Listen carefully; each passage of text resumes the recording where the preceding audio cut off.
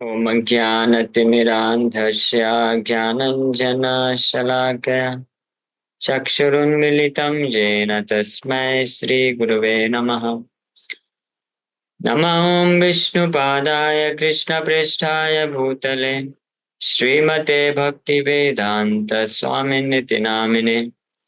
नमस्ते सारस्वते देवे गौरवाणी प्रचारिणे निर्विशेषा शून्यवादी पाश्चात्यदेशतारिणे। नमो महावदन्याय कृष्णप्रेमप्रदायते कृष्णाय कृष्णचैतन्यनामने गौरतुसे नमः।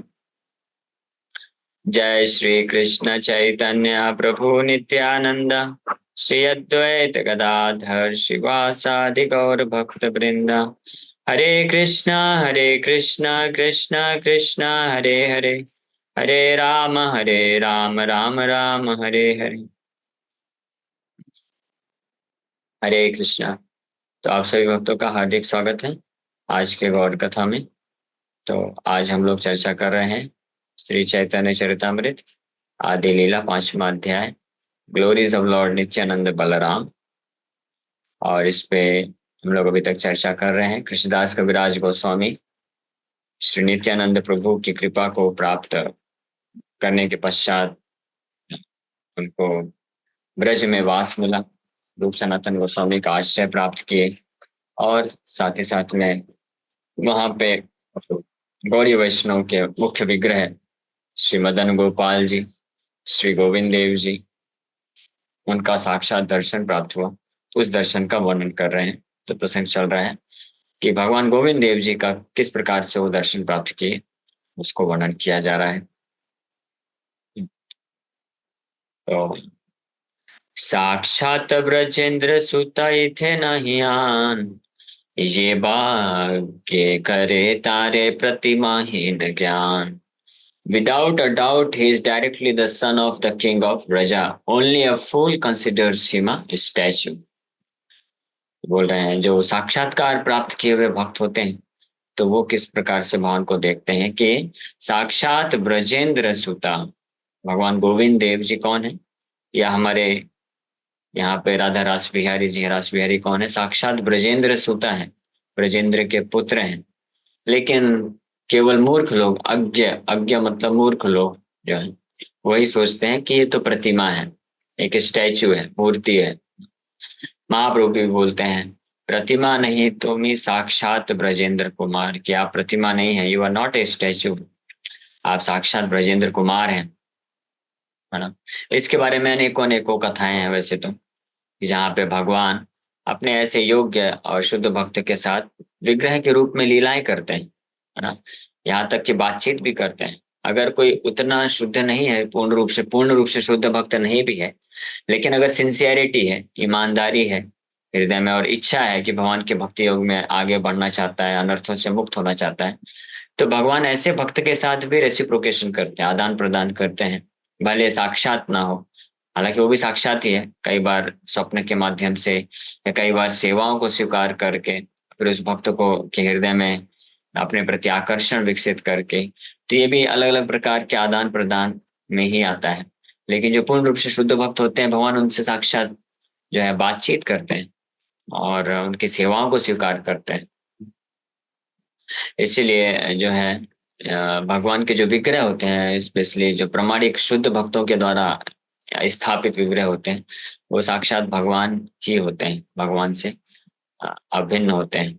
जैसे वो अ, एक साउथ इंडियन ब्राह्मण जो है, यंग ब्राह्मण, एक ओल्ड ब्राह्मण को लेके गया, पूरा तीर्थ पर्यटन कराया, फाइनली वृंदावन पहुंचे। और वृंदावन में गोपाल जी के मंदिर के पास जा करके तो जो वृद्ध ब्राह्मण था वो बहुत ही आभार महसूस कर रहा था, ये जो है यंग ब्राह्मण के प्रति। तो उसने ऐसे ही आभार व्यक्त करते हुए उस नवयुवक ब्राह्मण को बोला कि मैं तुमको अपनी पुत्री का दान करूंगा, अपनी पुत्री का विवाह तुम्हारे साथ कराऊंगा। तो यंग ब्राह्मण बोलता है कि नहीं नहीं नहीं, ये मत करिए आप, ये संभव नहीं है। आप बहुत ही जो है एरिस्टोक्रेटिक ब्राह्मण है, आप ऐश्वर्य, ब्राह्मणों में भी कैटेगरी होती है, तो मैं तो बहुत ही दरिद्र ब्राह्मण हूँ और मेरे पास इतना शास्त्रों का ज्ञान भी नहीं है। लेकिन आप तो बहुत शास्त्रों के ज्ञान भी रखते हैं और आप बड़े रिच हैं, ब्राह्मण हैं, तो कोई स्वीकार नहीं करेगा आपके परिवार वाले। लेकिन फिर भी वो बोला नहीं नहीं, आपने मेरा इतना सेवा किया है, मैं अपनी पुत्री पुत्री मेरी है, मैं आपसे विवाह कराऊंगा। तो फाइनली जब जाते हैं वापस, तो वो जो वृद्ध ब्राह्मण थे गोपाल जी के विग्रह के सामने साक्षी देते हैं कि हम जो है आपको, ये गोपाल जी विग्रह है, गोपाल जी के सामने ये साक्षी देता हूँ कि मैं अपनी पुत्री का विवाह तुम्हारे साथ कराऊंगा। तो फाइनली जाते हैं, और कालांतर में जब वो वृद्ध ब्राह्मण अपने परिवार वालों को बोलता है कि ऐसा ऐसा है, मैंने वचन दिया है उस ब्राह्मण से विवाह कराना है, कोई सहमत नहीं होता है, सब लोग धमकी दे देते हैं कि अगर आपने ये किया तो हम सब आत्महत्या कर लेंगे। तो बेचारा वृद्ध ब्राह्मण बहुत ही जो है भयभीत हो जाता है, इसलिए कुछ बोलता नहीं है, चुप रह जाता है। फिर वो जो यंग ब्राह्मण है आता है, अप्रोच करता है कि आपने वचन दिया था गोपाल जी को, हाँ, तो आप विवाह कराइए। उस यंग ब्राह्मण को उनकी पुत्री के साथ विवाह करने का इच्छा नहीं है, लेकिन क्योंकि वृद्ध ब्राह्मण ने भगवान के सामने प्रतिज्ञा दिया, वचन दिया है, तो उनकी वचन, उसकी प्रतिज्ञा टूट ना जाए, अपराध ना हो जाए, इसलिए वो आकर के ये उनको रिमाइंड कराते हैं। लेकिन वो चुपचाप रहते हैं। फाइनली फिर बहुत डिस्कशन होता है, उनके परिवार वाले लोग इस पे झूठा आरोप लगा देते हैं कि ये हमारे पिताजी को लेके गया था और उनको नशे की वस्तु खिलाया और उनका पूरा जो है धन संपत्ति लूट लिया, और अब आके बोल रहा है कि मेरे पिताजी ने, हमारे पिताजी ने बोला है कि हमारी बहन के साथ विवाह कराना है। तो ऐसे उस वृद्ध ब्राह्मण के पुत्र लोग आरोप लगाए, पंचायत बैठी, और फाइनली सब निष्कर्ष हुआ। तो ये जो यंग ब्राह्मण था, ये भगवान का शुद्ध भक्त था, तो इसने बोला कि देखिए मैं झूठ नहीं बोल रहा हूँ, वो गवाह भी है, साक्षी भी है। कौन है साक्षी, बुलाओ। गोपाल जी साक्षी हैं। तो जो नास्तिक ब्राह्मण थे, वो जो वृद्ध ब्राह्मण का बड़ा पुत्र था, वो तो नाम का ही ब्राह्मण था, उसको विश्वास तो था नहीं, तो हंस पड़ा और वो बोल दिया हाँ ठीक है, अगर आपके गोपाल जी साक्षी हैं तो गोपाल जी अगर आकर के ये गवाह देंगे तो फिर हम अपनी बहन का विवाह आपके साथ करा देंगे। तो वो जो यंग ब्राह्मण था बोला ठीक है, मैं गोपाल जी को लेके आता हूँ, साक्षी है, वो साक्षी है तो साक्षी देंगे, आएंगे क्यों नहीं। तो चला गया, पूरा विश्वास था, वो वापस गया वृंदावन, और गोपाल जी के पास आकर के बोलता है कि देखिए ऐसा ऐसा हो गया, आप तो सब जानते हैं, अब आपका जिम्मेदारी है कि आपके वृद्ध ब्राह्मण जो आपका भक्त है उसकी प्रतिज्ञा को बचाना है आपको, और आप साक्षी हैं तो आप चलिए। तो भगवान बोल पड़े, भगवान बोले कि अरे मैं तो विग्रह हूँ, मूर्ति हूँ, मैं कैसे चलूंगा। हाँ।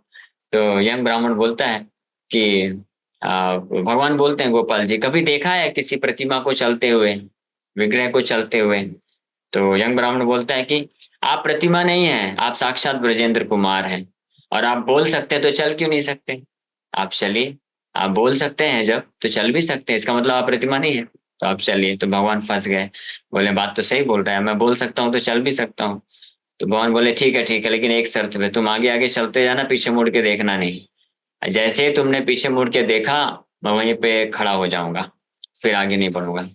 तो यंग ब्राह्मण बोला ठीक है चलेगा, ये कंडीशन मंजूर है, लेकिन मुझे पता कैसे चलेगा आप मेरे पीछे पीछे चल रहे हैं। तो भगवान बोले कि मेरे नुपुर की आवाज आती रहेगी तुमको, वो आवाज से तुमको पता चलेगा मैं पीछे पीछे आ रहा हूँ। बस एक एक काम तुमको करना पड़ेगा, हर दिन संध्या काल में शाम को जिस भी गांव में पहुंचेंगे वहां पे मैं रुक जाऊंगा, रात्रि में विश्राम करेंगे, और वहां गांव से तुम्हारा जिम्मेदारी होगा कि इतना बाउंड कंडीशन में रख दिए, कुछ किलो राइस ला करके मेरे लिए अच्छे से पका के मुझे खिलाना, ठीक है, मैं भूखा नहीं रहूंगा, तुम्हारे जैसे तपस्या मैं नहीं कर सकता हूँ। तो यंग ब्राह्मण बोला ठीक है आपको खिलाएंगे, आप टेंशन मत लो, जिस भी गांव में जाएंगे वहां पे जैसा फीस्ट मिलेगा मैं सब बना के आपको खिलाऊंगा, आप बस चलो मेरे साथ। तो ऐसे चलते गए, फाइनली जब गांव के बॉर्डर में पहुंचे तो भगवान की नुपुर की आवाज आना बंद हो गई। तो यंग ब्राह्मण सोचा कि क्या हुआ, भगवान आ रहे हैं या पीछे छूट गए।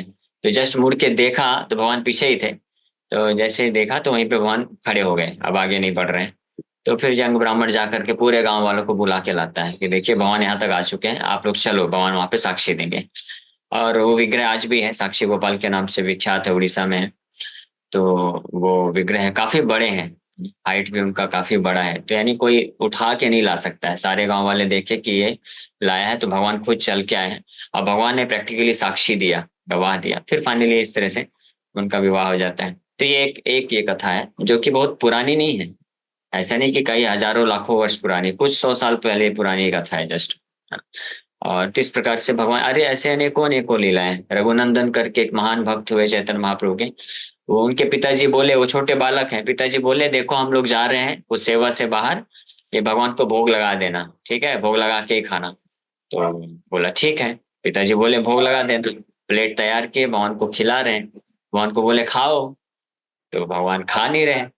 तो बोले भगवान खाओ, नहीं तो मैं कैसे खाऊंगा। पिताजी बोले आपको भोग लगाना है, आपको भोग लगा के ही खाना है, तो आप खाओ। तो भगवान खा नहीं रहे, छड़ी लेके आ गए, बोले आपको खाना पड़ेगा। तो भगवान खाना चालू कर दिए, सच में खा लिए। हाँ, तो ऐसे करके देखे। तो जब पिताजी लौट के आए कुछ समय पश्चात, हाँ, तो बोले लाओ महाप्रसाद लाओ, किधर है, हम लोग को भूख लगी है। बोले वो तो भगवान खा गए। बोले क्या मजाक कर रहे हो, भगवान खा गए, ऐसे कैसे खा गए।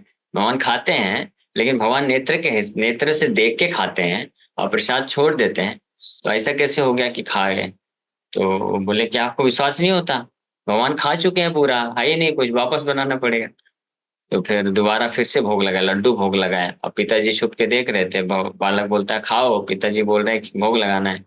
तो खा रहे हैं, भगवान हाथ जो है, हाथ बढ़ा के लड्डू खाए, आधा लड्डू खाए, तब तक पिताजी देख लिए। तो वहीं पे भगवान रोक गए।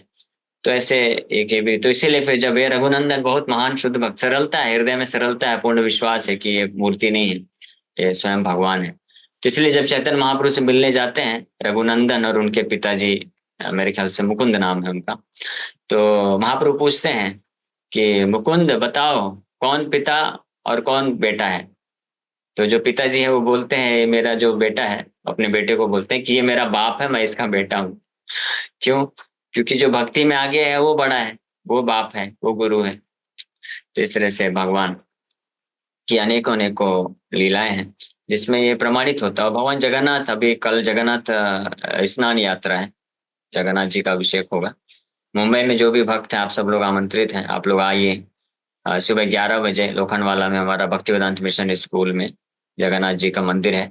तो वहाँ पे सुबह 11 बजे अभिषेक होगा, 11 से 12, 12 बजे से कथा होगा, और 1 बजे सबके लिए फीस्ट महाप्रसाद रहेगा। तो आप सब लोग आ सकते हैं, ठीक है। और फिर 22 तारीख को ये है कल स्नान यात्रा है।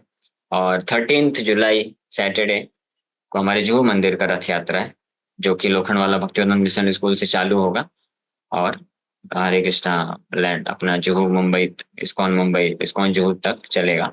और उसके बाद फिर जगन्नाथ जी 14 जुलाई से लेकर के 18 जुलाई तक, यानी 13 जुलाई से, 13 जुलाई को तो रथ यात्रा है, तो 13 जुलाई से लेकर के 18 जुलाई तक जुहू मंदिर में ही रहने वाले हैं। तो उनके लिए स्पेशल मंदिर भी बनाया जा रहा है प्रांगण में, तो वो लाभ उठा सकते हैं आप सब लोग। तो जगन्नाथ भगवान की भी ऐसे अनेकों अनेकों लीलाएं हैं जहाँ पे भगवान जो है, ये पता चलता है कि भगवान ये जस्ट मूर्ति नहीं है या लकड़ी नहीं, वो साक्षात ब्रजेंद्र कुमार है।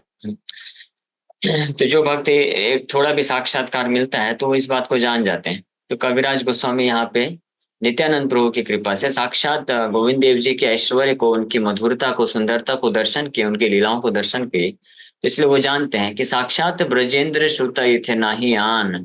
हाँ, कि without a doubt he is directly the son of king of Braja, only a fool considers him a statue. तो जो भक्त है, शुद्ध भक्त है, भगवान उनके सामने अपने विग्रह के रूप में अपने सारे ऐश्वर्य को प्रकट करते हैं, साक्षात उनको सेवा स्वीकार करने के लिए, आदान प्रदान करने के लिए। और जो भक्त नहीं है, ये नास्तिक हैं, जो अज्ञानी हैं, जिनको विश्वास नहीं है, तो भगवान उनके सामने पत्थर ही रहते हैं, उनके लिए पत्थर ही रखते हैं। इसीलिए जब जैसे कोई कुछ लोग होते हैं, जैसे मुस्लिम लोगों ने कई बार अटैक किया, मंदिरों को तोड़ा, भगवान के विग्रह भी तोड़े कई बार, तो उन्होंने भगवान को वहां क्षति नहीं पहुंचाई, उनके लिए भगवान पत्थर है तो उन्होंने पत्थर को तोड़ा। लेकिन भक्त जब भगवान का सेवा करते हैं, आराधना करते हैं, पूजा करते हैं, आदान प्रदान होता है, तो वो साक्षात कृष्ण के साथ आदान प्रदान कर रहे हैं। तो भगवान अचिंत्य शक्ति होने के कारण भगवान जो है सर्वशक्तिमान है। तो इस तरह से भगवान कार्य कर सकते हैं। वही भगवान जो मूर्ख लोग हैं, जो अज्ञानी हैं, अभक्त हैं, उनके लिए पत्थर की मूर्ति जैसे बन के रह सकते हैं। और वही जो पत्थर की मूर्ति मूर्ख लोगों को दिखती है, वही जो है भगवान सच्चिदानंद विग्रह के रूप में अपने भक्तों के साथ आदान प्रदान कर सकते हैं। ये भगवान की अचिंत्य शक्ति है। और लेकिन जो मूर्ख होते हैं वो पत्थर मारते हैं। तो बोल रहे हैं सेई अपराधे तार नाही क निस्तार, घोर नरके ते पड़े की बलि बहार. For that offense he cannot be liberated. Rather he will fall into a terrible hellish condition. What more should I say? बोल रहे हैं कि इतना महान अपराध है जो भगवान के विग्रह को पत्थर समझता है कि ये इस अपराध के लिए वो कभी मुक्त नहीं होगा इस संसार से, बल्कि वो जो है जो घोर नरक में जाकर के जो है पड़ जाएगा. और इसके अलावा और मैं क्या बोलूं इस प्रकार से. ये पुराण का भी एक पुराण में एक श्लोक आता है जिसमें बताया गया है कि अर्चे शिलादेशो गुरु सुनरमति वैष्णव वैष्णव जाति बुद्धि.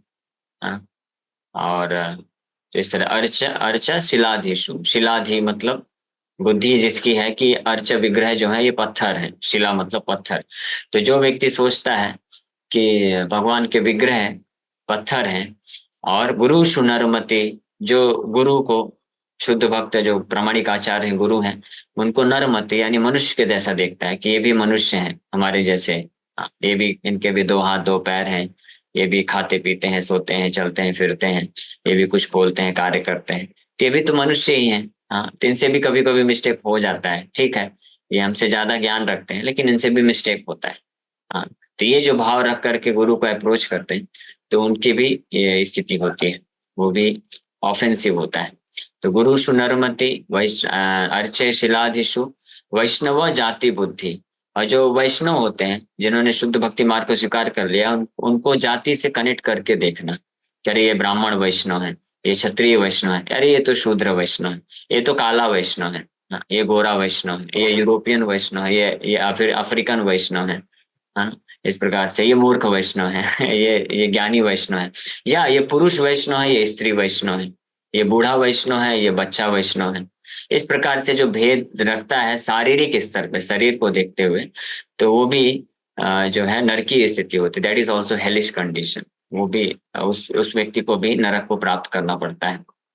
हाँ, क्योंकि ये जितने भी अलग अलग डेजिग्नेशन है कि ये ब्राह्मण है, क्षत्रिय वैश्य शूद्र है, या स्त्री पुरुष बूढ़ा बच्चा है, या अफ्रीकन अमेरिकन जापानीज भारतीय साउथ इंडियन नॉर्थ इंडियन, ये महाराष्ट्र, ये मराठी है, ये बिहारी है, ये साउथ इंडियन है, ये नेपाली है, ये बंगाली है, ये उड़िया है. इस प्रकार के जो डेजिग्नेशन ये सब शरीर के हैं, शरीर से संबंधित हैं. इसका इसका वैष्णव से कोई रिलेशन नहीं है. वैष्णव इस सबके परे होता है. जो भी भगवान कृष्ण को परम भगवान स्वीकार कर रहा है, उनके नाम का जप कर रहा है, तो उसको हमको समझना चाहिए कि ये भगवान कृष्ण का दास है. Simple definition. अगर इसके अलावा हम कुछ भी देखते हैं कि जैसे कुछ ऐसा होता है, ये प्रैक्टिकल है, ये बहुत इंपॉर्टेंट कंफर्मेशन है. यहाँ हम लोग जानते हैं कई बार ऐसा हो जाता है कि कुछ लोग किसी के साथ नहीं जमता है तो बोलते हैं अरे सारे उड़िया लोग ऐसे ही होते हैं, ये उड़िया है ना ये ऐसे ही है, या सारे बंगाली लोग ऐसे होते हैं, सारे बिहारी लोग ऐसे होते हैं, ये बिहारी वैष्णव, वो बिहारी भक्त है, वो सब ऐसे ही होते हैं, एक बिहारी 100 बीमारी ऐसे करके जो सोचते हैं. हाँ, या ये साउथ इंडियन है, साउथ इंडियन सब ऐसे ही होते हैं. हाँ, ये अफ्रीकन ऐसे होते हैं, अमेरिकन ऐसे होते हैं. तो इस प्रकार से टैग लगा देते हैं ना, जो कई बार ऐसा हो जाता है, तो ये ऑफेंसिव होता है, ये अपराध होता है. इस प्रकार से टैग नहीं लगाना चाहिए. और अलग अलग जो भक्त होते हैं अलग अलग परिस्थिति में जन्म लेने के कारण उस परिस्थिति के उनके जो है बोल चाल के तरीके अलग होते हैं, उनका स्वभाव अलग होता है, और वो सब एक्सटर्नल है, वो सब बाहरी है. लेकिन इंटरनल चीज क्या है कि वो अब कृष्ण को परम भगवान स्वीकार कर रहे हैं और कृष्ण का सेवा कर रहे हैं. अब तरीके अलग अलग हैं, उनका बोलचाल का तरीका अलग है. जैसे अभी हमारे मंदिर में रहते हैं कई बंगाली और उड़ीसा के और साउथ के भक्त लोग रहते हैं, तो वो लोग क्या है उनका हिंदी उतना शुद्ध नहीं रहता है, तो वो अगर जो बड़े भी होते हैं ना तो उनको भी उसका उसका करके बोलते हैं कि उसका दे दिया, ऐसा करके. जो हिंदी जो यूपी एमपी बिहार वाले भक्त होंगे तो उनको अपमान जैसा लगेगा. हाँ, कि अरे बड़े हैं तो उनको उसका उनका उनका बोलना चाहिए, तो उसका उसका क्यों बोल रहा है, वो बड़े इतने सीनियर नहीं. लेकिन उनका अपराध नहीं है क्योंकि वो उनका लैंग्वेज नहीं है, उनका लैंग्वेज बंगाली उड़िया है. अब हिंदी में बोल रहे हैं, वो सेवा कर रहे हैं, तो कई बार कुछ लोग थोड़ा कड़क बोलते हैं, तो ये सब अलग अलग है. तो इस चीज से कुछ लोग जो है ये मेंटेलिटी रख लेते हैं कि ये तो वैसा वैष्णव वैसा वैष्णव, तो ये जाति बुद्धि नहीं रखना चाहिए. तो ये भी नरक है। तो इसी प्रकार से यहाँ पे कविराज गोस्वामी बता रहे हैं कि अर्चे शिलाधीशु, जो भगवान के विग्रह को पत्थर मानता है, तो ऐसे अपराध के लिए उसको नरक जाना पड़ता है। तो ये नहीं सोचना चाहिए। So in his Bhakti Rasamrit, Bhakti Sandarbha, Jiva Goswami has stated that those who are actually very serious about devotional service do not differentiate between the form of the Lord made of clay, metal, stone or wood and the original form of the Lord. कि जो लोग serious हैं, गंभीर हैं भगवान की भक्ति में आगे बढ़ने के लिए, तो कभी डिफ्रेंशिएशन नहीं करते हैं भगवान का विग्रह में, तो भगवान के ही जैसा मानते हैं। In the material world, a person and his photograph, picture, or statue are different. But the statue of Lord Krishna and Krishna himself, the Supreme Personality of Godhead, are not different because the Lord is absolute. क्योंकि भगवान कृष्ण परम सत्य हैं, वो अचिंत्य शक्ति है उनके पास, तो इसलिए भगवान अपने आप को पत्थर के रूप में से या मिट्टी से या लकड़ी के विग्रह के रूप में अपने आप को प्रकट कर सकते हैं। ये भगवान की अचिंत्य शक्ति है। हम इस भौतिक संसार में जो जीव तत्व हैं उनके पास ये शक्ति नहीं है, ये भगवान कर सकते हैं। What we call stone, wood, and metal are energies of the Supreme Lord, and energies are never separate from the energetic. As we have several times explained, no one can separate the sunshine energy from the energetic sun. Therefore, material energy may appear separate from the Lord, but transcendently it is not different from the Lord. अगर दूसरे point of view में भी देखें तो प्रभुपाद जी बोल रहे हैं कि अगर कोई सोचता है कि ये पत्थर है, ये लकड़ी है भगवान का जिससे विग्रह बना हुआ है, तो अगर वो भी सोचता है तो पत्थर और लकड़ी है क्या, वो भी तो भगवान की ही शक्ति है ना। भूमिरापो अनलो वायु खम मनो बुद्धिरेव च अहंकारिते यम में भिन्ना प्रकृति रष्ट था। भगवान गीता में बोलते हैं कि पृथ्वी जल अग्नि आकाश वायु मन बुद्धि अहंकार, ये मेरी सेपरेटेड एनर्जी है, भगवान की ही शक्ति है। और भगवान की शक्ति भगवान से अभिन्न होती है। ये भी हमको एक वैदिक इंजंक्शन है कि भगवान और भगवान की शक्ति अभिन्न भी है और भिन्न भी है। तो इसका मतलब ये है कि भगवान अपनी इच्छा अनुसार कभी अपनी शक्ति को भिन्न भी रख सकते हैं अपने से, या कभी अभिन्न भी हो सकते हैं। ये अचिंत्य है भगवान के, इसी को अचिंत्य भेदाभेद तो बोला गया है। जरूरत पड़ने पे भगवान अपने आप को अपनी शक्ति के से प्रकट भी कर सकते हैं। जैसे भगवान नरसिंह देव तो पिलर से प्रकट हो गए। हाँ, तो पिलर क्या है, पिलर भगवान की शक्ति से बना है, और जब जरूरत पड़ा तो भगवान नरसिंह देव उसी अपनी शक्ति से ही अपने आप को शक्तिमान के रूप में प्रकट कर दिए। तो इसलिए इस तरीके से भी अगर कोई तत्वों के हिसाब से भी देखेगा कि भगवान सब कुछ भगवान की एनर्जी है, और भगवान की एनर्जी भगवान की शक्ति और भगवान में कोई अंतर नहीं है, तो भी कोई रीजनेबली भी इसको स्वीकार करने में कोई कठिनाई नहीं होनी चाहिए कि भगवान के विग्रह भगवान से अभिन्न है। भले ही हम अभी बद्धावस्था में पूरी तरह से अनुभव ना कर पाए कि ये भगवान के विग्रह कैसे हैं, क्योंकि वास्तव में पूर्ण साक्षात्कार कि ये भगवान के विग्रह भगवान ही हैं, ये तभी हो सकता है जब कोई श्रद्धा पूर्वक उनका सेवा करता है, उनका आश्रय लेता है, फिर उनकी कृपा से उनका कुछ आदान प्रदान होता है। भगवान जब खुद जो है कुछ आदान प्रदान करते हैं, तब ये जो है भक्त के हृदय में पूर्ण विश्वास उत्पन्न होता है। लेकिन तब तक एटलीस्ट आचार्यों को पालन करते हुए, शास्त्रों के वचन को पालन करते हुए, और लॉजिकली भी सोच करके कि भगवान की शक्ति है, भगवान से अभिन्न है, तो हमको ये स्वीकार करना चाहिए कि भगवान के विग्रह भगवान से अभिन्न है। और फिर इस श्रद्धा के साथ जो जितनी मात्रा में भगवान के सेवा कार्य में जुड़ता है, तो वो धीरे धीरे उसको ये एक्सपीरियंस वो अनुभव कर सकता है। एक्सपीरियंस ये केवल मटेरियल लेवल पे नहीं, साक्षात्कार इसको बोलते हैं, रियलाइज कर सकता है कि भगवान के विग्रह भगवान से अभिन्न है, भगवान ही है। हाँ? और प्रभुपाद जी के समय में भी ऐसे बहुत सारे इंसिडेंट्स हैं। प्रभुपाद जी लॉस एंजलिस में थे, रुक्मिणी द्वारकाधीश के पास मंदिर, तो प्रभुपाद जी भारत में इतना रिस्पॉन्स नहीं मिल रहा था। प्रभुपाद जी सोचे उसी को हेडक्वार्टर बनाएंगे वहां पे लॉस एंजलिस में, और वहां के थ्रू पूरे वर्ल्ड में प्रचार करेंगे। लेकिन एक दिन प्रभुपाद जी बोले अचानक से, नहीं मुझे इंडिया जाना है। क्यों? क्योंकि रुक्मिणी द्वारकाधीश बोल रहे हैं कि हेडक्वार्टर जो है भारत में होना चाहिए, इसलिए मुझे इंडिया जाना है। मैं तो उनसे बोला कि नहीं नहीं, आप यहाँ पे लॉस एंजलिस में आपका यहाँ पे बहुत अच्छा मंदिर है, इसको हेडक्वार्टर बनाया जाएगा। लेकिन रुक्मिणी द्वारकाधीश की इच्छा है कि इंडिया में जाकर के प्रचार करना। तो प्रभुपाद जी तो इस प्रकार ऐसे और भी बहुत सारे इंसिडेंट्स हैं, प्रभुपाद जी खुद जो एक्सपीरियंस करते हैं। एक बार प्रभुपाद जी एक दूसरे मंदिर से आए, और दूसरे इस्कॉन सिटी में, तो वहां पे विग्रह को देखते हैं, दर्शन करते हैं, प्रणाम करते हैं, और प्रभुपाद जी देख करके समझ जाते हैं कि जो है लास्ट टाइम भगवान को भोग नहीं लगाया गया अच्छे से। तो पूछते हैं पुजारी से कि आपने भोग नहीं लगाया लास्ट टाइम, अच्छे से, क्योंकि भगवान थोड़ा सा थके हुए दिख रहे थे, ऐसा प्रभुपाद जी बोलते हैं। तो जो शुद्ध भक्त होते हैं वो ऑब्जर्व कर सकते हैं, देख सकते हैं कि भगवान को प्रॉपर रेस्ट नहीं मिला। भगवान दिखाते हैं, भगवान ये सबसे परे हैं हालांकि, लेकिन भगवान अपने शुद्ध भक्त के साथ रेसिप्रोकेशन करते हैं, प्रेम का आदान प्रदान करते हैं। ऑस्ट्रेलिया में जब प्रभुपाद जी भगवान के विग्रह स्थापित कर दिए, तो भगवान को प्रार्थना करते हैं, भगवान यहाँ पे सब नए भक्त हैं और सबको जस्ट अभी अभी मैंने शिष्य बनाया है, आप कृपा करके इनकी सेवाओं को सहन कर लीजिएगा। ये आपका अच्छे स्टैंडर्ड से सेवा नहीं कर पाएंगे, तो आप सहन कर लीजिएगा, धीरे धीरे मैं इनको गाइड करके उस स्टैंडर्ड तक लेके आऊंगा। तो भगवान ऐसे भी प्रार्थना करते थे कि भगवान आप सहन कर लीजिएगा इनकी सेवाओं को, ये सही टाइम पे अच्छे से भोग लगाए ना लगाए पता नहीं, मैं तो पूरे वर्ल्ड में भ्रमण कर रहा हूँ प्रचार कार्य के लिए। तो इस प्रकार से प्रभुपाद जी के प्रेम के वशीभूत होकर के भगवान सहमत हो गए कि चलो जहां जहां प्रभुपाद जी मुझे स्थापित करेंगे, मैं वहां पे सभी भक्तों की जो भी जितनी मात्रा में वो सेवा कर पाएंगे मैं सहन करूंगा। लेकिन इसीलिए भक्तों को बड़ा केयरफुल रहना चाहिए कि विग्रह सेवा इसलिए जब हम करते हैं तो जो पंक्चुअलिटी और क्लीनिनेस ये बहुत इंपॉर्टेंट है, और साथ में समय पे भोग लगना चाहिए, मिलना चाहिए भगवान। इसीलिए जो शुद्ध भक्तों की परंपरा भागवत प्रिंसिपल के अकॉर्डिंग जो है, हर परिस्थिति में भगवान को कभी हम बिना भोग लगाए नहीं रख सकते। भगवान का आरती भोग श्रृंगार ये होना ही चाहिए। इसलिए जो भक्त लोग भी विग्रह रखते हैं घर में, तो जब ये हो जाए कि वो हमेशा अच्छे से कर सकेंगे, तब उनको रखना चाहिए। Okay, thank you very much. किसी वक्त को कोई प्रश्न है तो पूछ सकते हैं। यस अंकिता माता जी। हरे कृष्ण प्रभु जी, दंडवत प्रणाम। प्रभु जी, हरे कृष्ण। सबसे अच्छी सेवा क्या है भगवान की, जो हम कभी भी किधर भी कर सकते हैं, मतलब हमेशा कर सकते हैं, जिससे भगवान सब सदैव प्रसन्न रहे? हरे कृष्ण। सबसे अच्छी सेवा जो हर समय और सबसे सुलभ है वो तो हरिनाम है।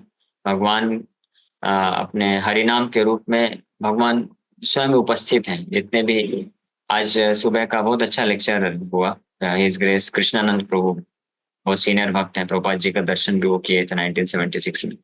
तो वो लेक्चर दे रहे थे, तो इसी चीज पे बताया, बहुत महत्वपूर्ण चीज, कि कई बार लोग पंढरपुर जाते हैं और भगवान विट्ठल का दर्शन प्राप्त करने के लिए घंटों घंटों लगते हैं, कई किलोमीटर लंबी लाइन लग जाती है, 6 घंटे 8 घंटे तो मिनिमम लगते हैं। तिरुपति बालाजी जाइए, उडुपी कृष्ण जाइए, तो इतने घंटों लाइन लगते हैं ना भगवान का दर्शन एक झलक प्राप्त करने के लिए। बालाजी में तो कई बार ऐसा होता है कि 6 8 घंटे लाइन में लगे, और जब अंदर घुसे तो भगवान नहीं दिखे, बाकी सब कुछ दिख गया, और कब 10 सेकंड के अंदर उनको धक्का मार के निकाल दिया गया, ऐसा हो जाता है। तो फिर प्रभु जी बता रहे थे, लेकिन वही भगवान विट्ठल, वही तिरुपति बालाजी, वही जो है उडुपी कृष्णा, वही रंगनाथ जी, वही राधा रास बिहारी अपने नाम के रूप में सबके सब सारे विग्रह हरिनाम हरे कृष्ण महामंत्र में विद्यमान है। और हम जैसे हरे कृष्ण कृष्ण कृष्ण हरे हरे, हरे राम राम राम हरे हरे जैसे जप करते हैं, जितने भी ध्यान पूर्वक शुद्ध भाव में, तो हमको उतना ही फल मिलता है जैसे कि हम साक्षात भगवान का दर्शन कर रहे हैं। तो हमको इसलिए कितना अटेंटिव हो जाना चाहिए कि नाम जप करने समय बड़े ध्यान पूर्वक नाम जप करना चाहिए। तो ये भगवान की असीम कृपा है। इसलिए महाप्रभु बोले कि एतद कृपा भवन भगवन ममापि, एतादृशी तव कृपा भगवन मम, लेकिन दुर्दैवम ईदृशम यहाँ जनी ना अनुराग। Okay, और कोई प्रश्न किसी का? हरे कृष्ण प्रभु जी। हरे कृष्णा। प्रभु जी, जैसे हमारे अल्टर में जगन्नाथ बलदेव सुभद्रा मैया है, राम दरबार है, और एक फ्रेम में राधा वृंदावन चंद्र जी की फोटो है, और लड्डू गोपाल है, और नीचे हमारे गुरु परंपरा है, और ये अपने नरसिंह भगवान है, और चैतन्य महाप्रभु, और ये गौरनीता है दोनों। तो हाँ, जब हम कहीं जाएं तो पूरे मंदिर को कैसे लेके जाएं? नहीं पूरे मंदिर ले जाने की जरूरत नहीं है। आप अगर जो विग्रह होते हैं ना, जैसे जगन्नाथ जी हैं, उनको हम्म। लेके जाइए, लड्डू गोपाल और जगन्नाथ जी को लेके जाना चाहिए। फोटो फ्रेम को आप अच्छे से कपड़े में लपेट के ढक के रख सकते हैं। ठीक है। तो मंदिर में चारों तरफ पर्दा है, वो नहीं लगा है? हाँ, चारों तरफ पर्दा लगा दीजिए और जगन्नाथ जी को साथ में तो लेके जैसे जाइए, हम जगन्नाथ तो जी। ड्राई फ्रूट टिफिन भर के वो रख जाते हैं और पर्दा लगा जाते हैं। अच्छा, जगन्नाथ जी को भी छोड़ जाते हैं? हाँ, लड्डू गोपाल जाते हैं बस। अच्छा, ठीक है, देखिए अगर जगन्नाथ जी बहुत बड़े विग्रह हैं तो बड़े फिर हैं प्रभु उनको, जी, बड़े हैं। हाँ तो बड़े हैं तो फिर आपको ये मेक श्योर करना पड़ेगा कि कोई उनका फिर सेवा करे या भोग लगाए, कोई घर प्रभु जी, कोई मतलब भी घर में नहीं रहे। होता नहीं यहाँ पर, बच्चे हाँ तो छुट्टी फिर में चले जाते किसी, हैं तो। हाँ, तो कोशिश करना चाहिए, फिर किसी और भक्त के आसपास किसी भक्त के घर में फिर देना चाहिए। ठीक है। इसीलिए इसीलिए गृहस्थ, इसलिए हमको घर में जब हम विग्रह रखते हैं तो ज्यादा बड़े विग्रह नहीं रखना चाहिए, नहीं तो फिर क्योंकि छोटे विग्रह रहेंगे तो हम साथ में उनको लेके चल भी सकते हैं, भोग लगा सकते हैं, और छोटे रहेंगे तो हम किसी को दे भी सकते हैं। लेकिन ठीक है, एनीवे जैसा भी आप मैनेज करिए। या प्रभु जी, पूछ रही हूँ कि शुद्ध भक्त आपने बोला कि भगवान के जो शुद्ध भक्त होते हैं, तो शुद्ध भक्त कौन होते हैं और मतलब उनकी अच्छा क्वालिटीज क्या होती हैं और कैसे बन सकते हैं शुद्ध भक्त? ओके, शुद्ध भक्त का डेफिनेशन रूप गोस्वामी बताते हैं, अन्य अभिलाषिता शून्यम ज्ञान कर्माद्यनावृतम आनुकूल्यन कृष्णानुशीलनम भक्तिरुत्तम। जो केवल कृष्ण को जो फेवरेबल है, कृष्ण को संतुष्ट करने वाला जो सेवा है, भक्ति है, उसी को करते हैं और अपने खुद की अभिलाषा कुछ नहीं रखते हैं, उनको शुद्ध भक्त बोला जाता है। और कृष्ण को क्या फेवरेबल है, कृष्ण चाहते हैं कि उनके जो शुद्ध भक्त हैं उनके मार्गदर्शन में रहते हुए जब कोई सेवा भगवान का करता है तो वो शुद्ध भक्ति को प्राप्त करता है। प्रभुपाद जी इसी को बहुत सरल भाषा में बोलते हैं, one who follows a pure devotee is a pure devotee. जो एक शुद्ध वैष्णव को के पद चिन्हों में पालन करता है वो एक शुद्ध भक्त होता है। ठीक है, इस प्रकार से तो हम लोग श्रील प्रभुपाद जी के पद चिन्हों में अगर पालन करके करेंगे भक्ति तो हम भी शुद्ध भक्ति मार्ग में प्रगति करेंगे। तो ये ग्रेजुअल प्रोसेस है, एकाएक नहीं होता है, उसमें हम प्रयास करते रहेंगे, प्रभुपाद जी के शिक्षाओं पे आधारित तरीके से हम भक्ति करेंगे तो एक दिन हम भी शुद्ध भक्ति के स्तर को प्राप्त कर सकते हैं। हरे कृष्ण।